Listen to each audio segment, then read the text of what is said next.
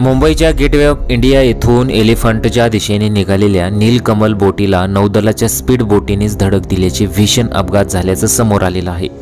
एवढंच नव्हे तर ज्या क्षणी नौदलाच्या स्पीड बोटीने धडक दिली तो क्षण देखील कॅमेऱ्यात कैद झालेला आहे।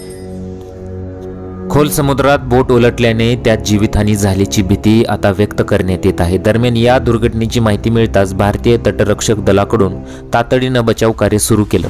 मिळालेल्या माहितीनुसार नीलकमल बोटीत एकूण 80 प्रवासी होते जे या बोटीतून प्रवास करत होते। यापैकी साधारण 666 प्रवाशांना वाचवण्यात यश आलं तर 7 ते 8 जण काही प्रवासी अद्यापही बेपत्ता आहेत। ज्या बोटीला धडक झालेली आहे त्याच बोटीमधील एका व्यक्तीने हा व्हिडिओ शूट केलेला आहे। व्हिडिओमध्ये तुम्ही पाहू शकता की नौदलाची बोट जी आहे स्पीडने आली, ती स्पीडने आधी एक राऊंड मारला आणि त्यानंतर ती दूर निघून गेली, पण पुन्हा एकदा ती या दिशेने आली तेव्हाच त्या स्पीड बोटीने आमच्या बोटीला धडक मारली, त्यामुळे हा अपघात झाला असं त्या व्यक्तीने सांगितलेलं आहे। आतापर्यंत 3 जणांचा मृत्यू झालेला आहे असं सांगण्यात येत आहे। मृतांचा आकडा वाढू शकतो। धडक एवढी जोरदार होती की अक्षरशः नीलकमल बोटीचे 2 तुकडे झालेले आहेत।